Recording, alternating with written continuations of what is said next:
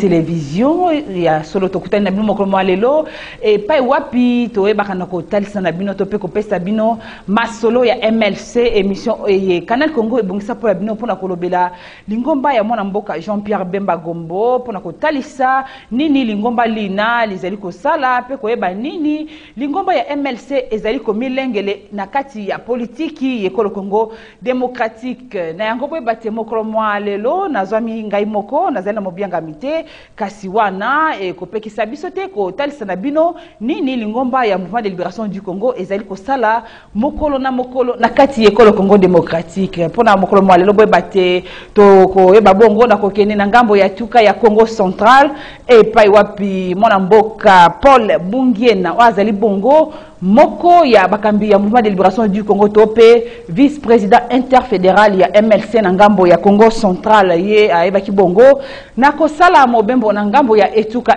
na bwebate mwana mboka Paul Bungiena azali lisusu directeur adjoint ya cabinet ya ministre ya santé publique hygiène et prévention na nzela mobembo na ye bokoyeba na kolanda bilili bona bokoyeba na ko tala na bozindo nini mwana mboka Paul Bungiena ayebaki na kosala na etuka ya Congo central na boetoko yeba na kotalisa no na ino lolenge mwana mboka ona ayebaki na kokabola mino pe ayebaki na kotambola na l'hôpital ndenge na ndenge lielizwami na ngambo ya etuka ya Congo central epai wapi akabolaki biloko ndenge na ndenge mino oyo ekoyeba na sunga bato na bokono ya malaria kolansama na mokolo moye molongo momba esle kokundola mokolo ya kolobela bokono ya malaria oye bakundola ki mokolo ya le 25 avril 2022 na ngambo na kati ya molongo mobimba na boye mwana mboka ona ayabaki na kokende na mobembo na ngambo ya etuka ena tolanda bilili biye bandeko ya technique bakopesa na biso.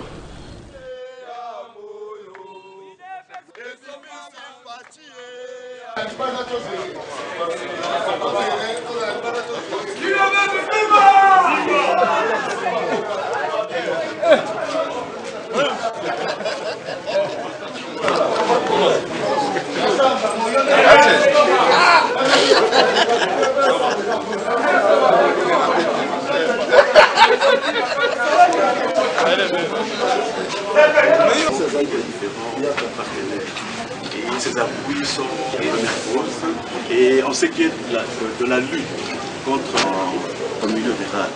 Mais sur le plan mobile, quels partenaires qui vivent à tout? Ce sont des partenaires sectoriels, limite sans rue, BDO Moboma, c'est là.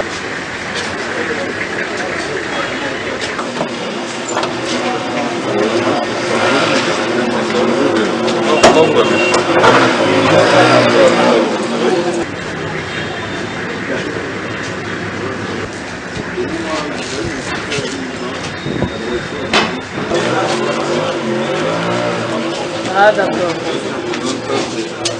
Les groupes vulnérables, femmes, enceintes, enfants de moins de 6 ans.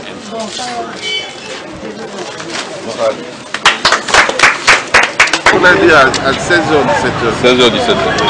Ici vous appelez. D'accord. Merci beaucoup. Merci. Donc, nous gardons contact pour demain.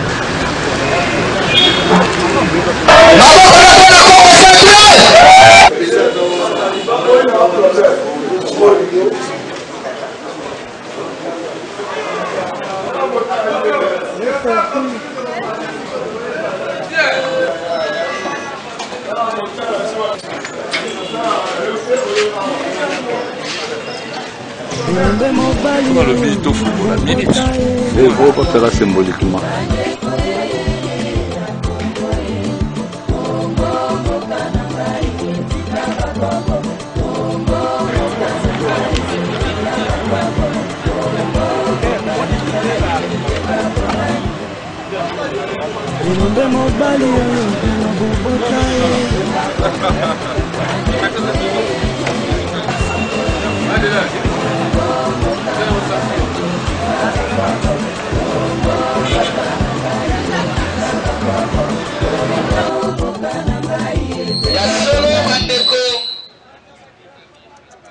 Auprès des bénéficiaires dans le cadre de lutte contre le paludisme. Voilà. Nadir Kabaya, ministre de la Santé.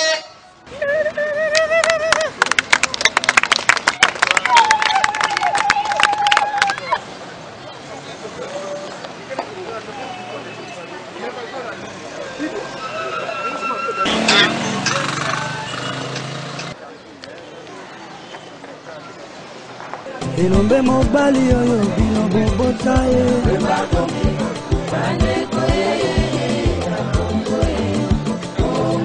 européens qui seront distribués dans les écoles dans le cadre de lutte contre le paludisme.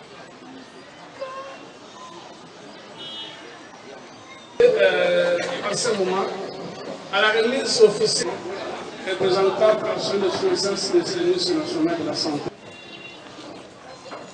Monsieur le directeur du cabinet de son Excellence.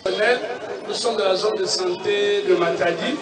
Et sans plus tarder, nous allons remettre la parole au médecin chef de zone. Chers partenaires d'appui au secteur de la lutte du Congo central, du cabinet de son Excellence, Monsieur le ministre national de la Santé. 100 rue est une grande organisation nationale. Vous invitez, chers cadres de l'hôpital provincial de référence de Kinkana. Nous nous retrouvons au nom des partenaires. Maintenant, à titre symbolique, cet échantillon de division qui à son tour remettra au médecin. Au nom du gouvernement central, nous remettons Cielo à titre symbolique.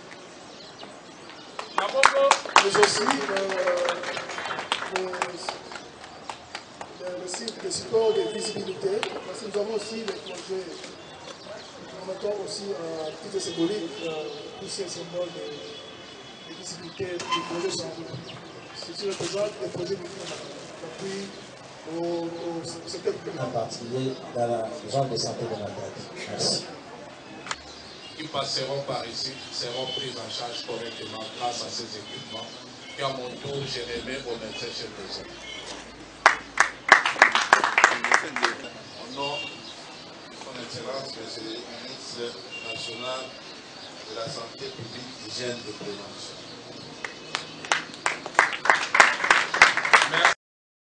Lorsque vous voyez le PEC, c'est que vous avez vu le coq.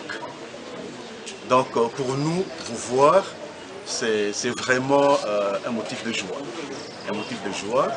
Et nous en profitons, n'est-ce pas, pour vous poser un problème que nous avons en termes de l'ambulance. Notre ambulance joue un rôle très important dans l'évacuation des malades, mais hélas, cette dernière est en panne. Et voilà, le garage nous a collé une facture de 4 500 $. Donc pour nous, comme on dit, l'occasion faisant le larron, nous profitons de votre présence pour vous présenter, n'est-ce pas, ces problèmes. Voilà le petit mot que nous avions à vous dire au nom de tous les agents de la Société des Banzan. Merci. Il y a eu deux activités importantes. La première activité, c'était la remise officielle et symbolique des moustiquaires imprégnés d'insecticides qui va permettre la protection contre les palus, qui est un fléau qui tue nos enfants. Ça sera distribué pour les femmes enceintes et les enfants de moins de 5 ans et pour le reste de la population. Et la deuxième activité, c'était la remise symbolique de tous les matériels qui a été doté, dont du gouvernement, pour la riposte contre la Covid-19. Vous savez que la Covid a décimé les populations, mais maintenant que tout le monde sait c'est quoi, qu'est-ce qu'il faut, et le gouvernement s'est préparé pour de prochaines vagues, pour que nous ne soyons plus pris au dépourvu tel que ça a été. C'est pour ça que nous sommes venus remettre symboliquement tout ce qu'il faut pour la prise en charge future de nos malades contre la Covid-19. Nous demandons à la population de se faire vacciner. C'est l'un des moyens les plus efficaces de lutte contre la Covid-19. Vaccinez-vous, les vaccins. Je ne comprends. Nos enfants sont vaccinés, ils reçoivent tous les vaccins. Mais quand ça devient Covid, les gens veulent hésiter, font des suspicions. Non, c'est un vaccin, il est en expérimentation, mais il aide des vies. Ce sont les scientifiques qui ont travaillé, qui ont trouvé cette molécule qu'on nous donne. Faites-vous vacciner, ça permettra de réduire les risques des futures vagues et de nous permettre de vivre normalement pour que les tissus économiques ne soient pas atteints, puisque notre tissu économique est déjà assez vulnérable. Ya solo bandiko wanandikana kwa television bino babuza kokoma na kolanda masolo MLC bomoni wana ndenge mona mboka Paul Mungiena wazali bongo dire kaba na ngambo ya ministère ya santé publique pe hygiène prévention oazali sous vice-président interfédéral ya MLC Congo Central atamboleki na l'hôpital Lioko na ngambo ya Mbanza-Ngungu ayebaki na kokende na mboka Kimpese koleka na Engumba Matadi pe na mboka Kisantu na bwebwe bate mwana mboka Paul Bungena lokola moko ya bankumu na kati ya mouvement de libération du Congo mingi penza lokola vice-président interfédéral ya MLC Congo Central azwaki pe ngonga se mokolo mwango ya kokutana na bandeko banso ya lingombali na ya MLC Congo Central epai wapi ayebaki na kosona na bango na ngobe bate mobembo mona bandeko tope bana mboka baike ya lingomba bayebaki na kokende na ngambo ya etuka ya Congo Central wana mwana mboka Bruno Ndinga akoyeba lisusu na kosunga bandeko balandi mpona kolanda bilili biye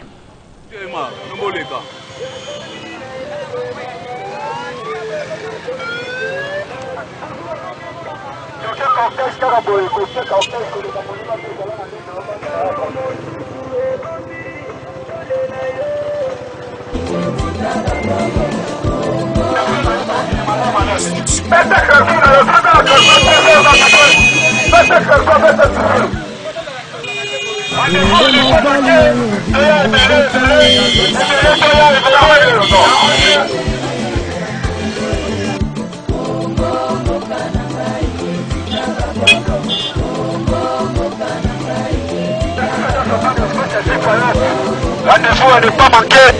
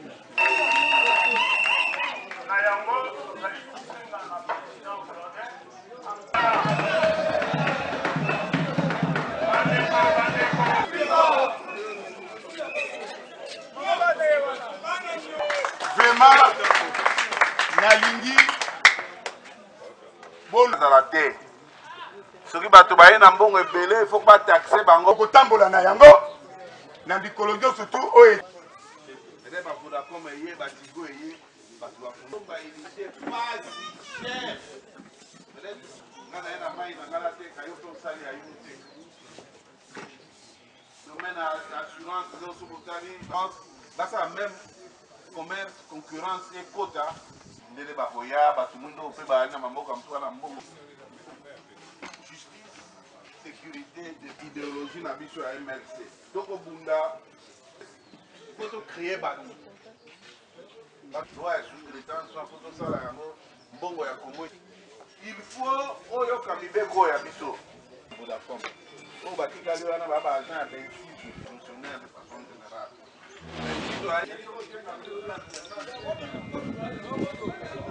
politique nyonso badirija Congo bato wana ya PPRD badisa namoni bakartier komi ebele viva viva viva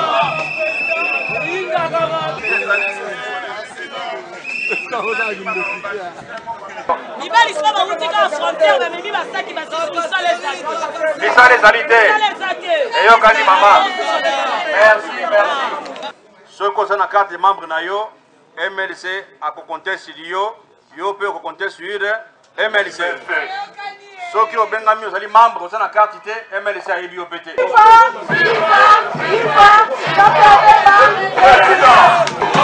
Mama Telebi, bonjour. Bonjour.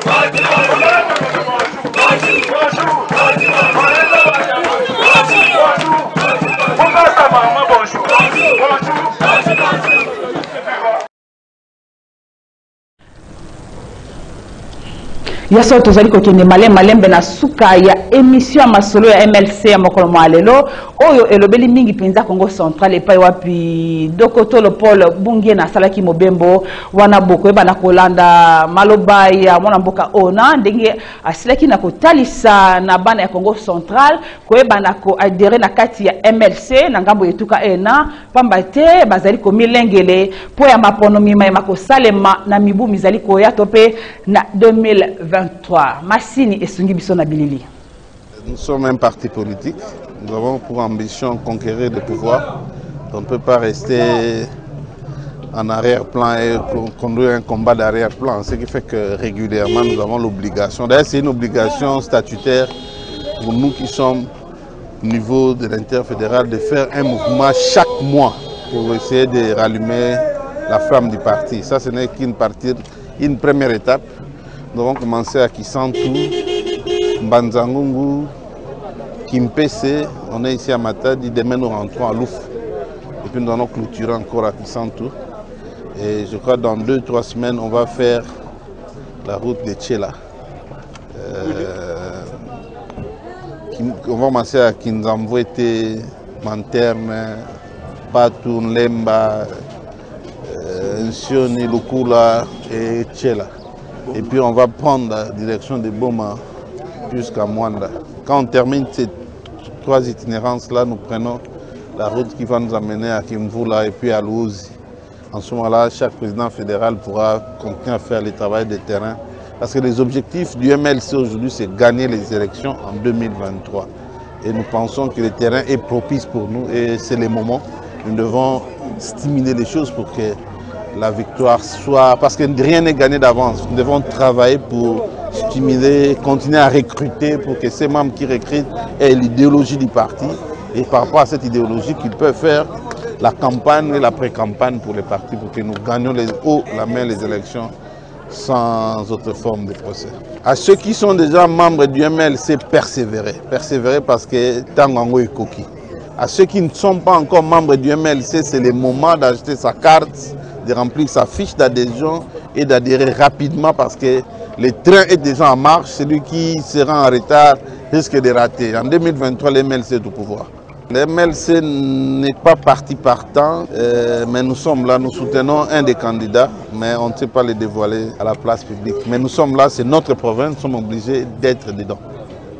MLC, tant qu'on a pouvoir écoquer l'élection en 2023, le président Bemba Pesibiso son devoir, tout qui est régulièrement, chaque mois, tout qui est dans la province, tout qui est stimuler, se rappeler que c'est comme tour MLC. On a une carte MLC, on carte na bango, on remplir la fiche d'adhésion, on a MLC, on a persévérer pour tant que il faut compter dans MLC. Tout le monde est coquille, il faut pouvoir baleki, il faut comme tour MLC, il faut la province mobimba pour rappeler la population que tour MLC est coquille, il faut comme pouvoir MLC.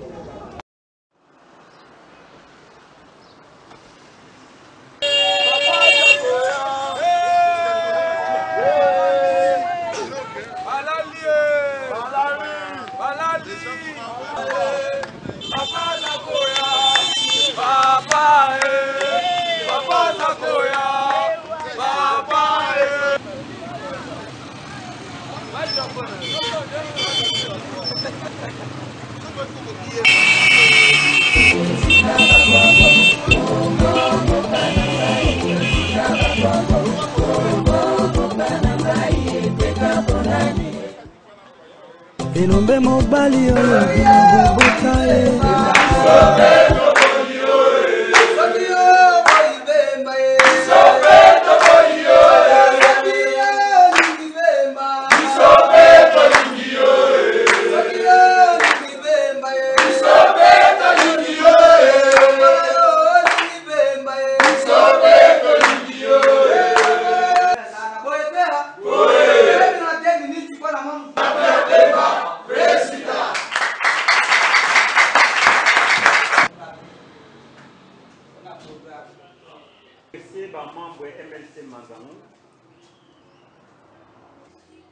Nous avons un gène et belé, presque dans la libérée, va continuer les amoulaïs. 12 séries. Comment est-ce que la sensibilisation de ma classe est d'abord vacant pour Yaman? C'est ça le raté. Parce que celui qui ça, les chéris des chéris, déjà perdu. Tiago Koulo aussi. Merci beaucoup. Bien sûr, quand même, vous avez la pétrole malaria, vous avez tout aidé pour faire ça. Il est très capté. On l'a représenté l'hôtel Macron.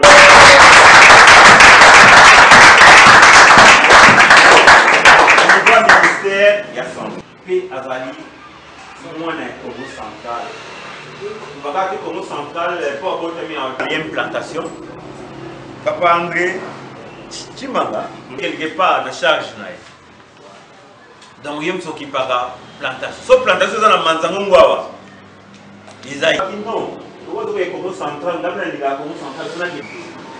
maman a chargé, il y a Ligue de feu. À venir Bemba. Oui. Président national. Notre information en retard dans vos salades. Comme le Béla qui est dans la salle de l'information. Prochainement, il y a un meeting. Il y a un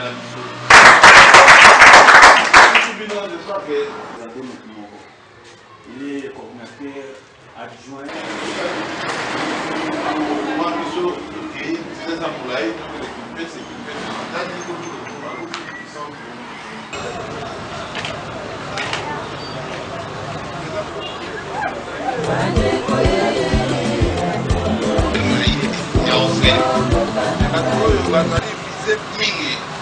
Les années à moins de 5 ans, et puis ma maman va être à la à 15h, 16h déjà, au Cassiquet, tu as dit MLC, le mouvement de libération du Congo, pour Nangongi, approché au thé. On a Kisangani, ni Siger Wana Est. Siger est Sidi. Et l'Afrique du Sud, la Sud-Africaine et la Sud-Afrique. Congolais, quoi, les Congo, compagnie de Bangawa, parce que la sous-traitance, quand elle va miner, non. Chose à un humanisme, humanisme, la bienvenue au monsieur le président interfédéral. Merci à tout le monde d'être là. Nous fêterons. Acclamez pour le monsieur. C'est Auguste Assemblée. Merci.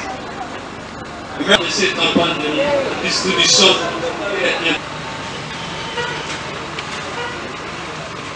Merci. Allô.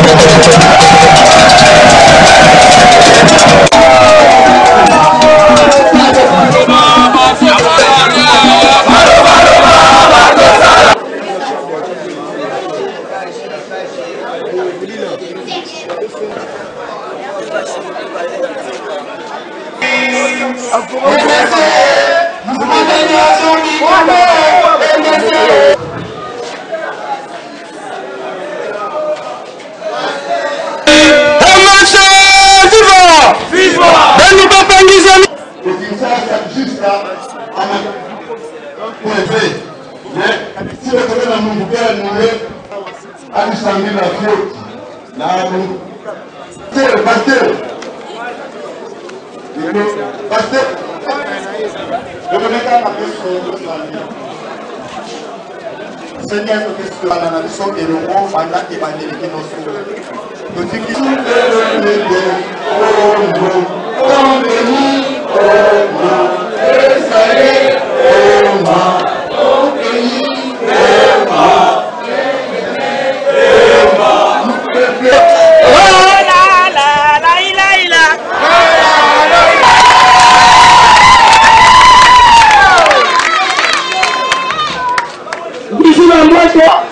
non, papa docteur Paul, il fallait y animer aussi à nous présenter Béton. Pour présenter la délégation qui m'accompagne, nous avons les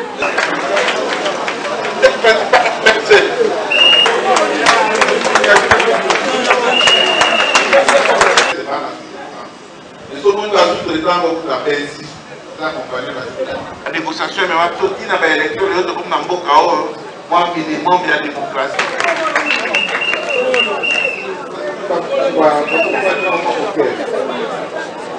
Pourquoi de ça, la vacances d'avoir impôt hollandais, il contribue à Congolais. Alors, de ça, la bénéfice à 10 000 $, les mois, sur la côte, il faut avec beaucoup d'hommes d'affaires, il y aura beaucoup d'emplois, il y aura le chômage. Donc, au téléman, loi à toute détente, il faut dans tous les domaines. Il faut savoir si quand on va le ramener, nous n'avons pas. Il faut que mon esprit tout là, MLC, donc des doigts avant, ça y est tout. Comment dire? Donc, pour que ça, on veut que nous soyons hors de la urne, pour qu'année prochaine élection permette partir dans la majorité. Pour que ça, la majorité, pour que côté MLC. Pour que vous votez, pour que vous votez MLC. Attendez la nouvelle à Moko. MLC, il y a des espoirs, il y a tout à fait un peu dans la biseau, tout ce raté à go, à venir à bas. L'obito, ça rappelle un petit cas, il y a biseau Moko, les deux loués, il meeting, à siège, la biseau.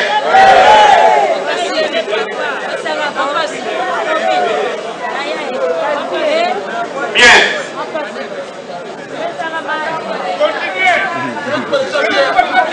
Vous me demandez, merci. Les noms et les mots maman présidente fédérale.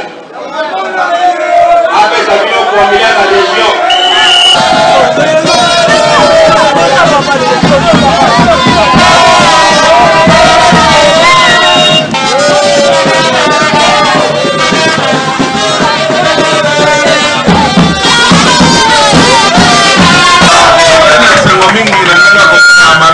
Pour la marquer il faut se mobiliser pour faire ma bichot. Viva! MLC, viva! Est-ce que vous avez dit la 2000? Parce que photo, tout le ça va devoir me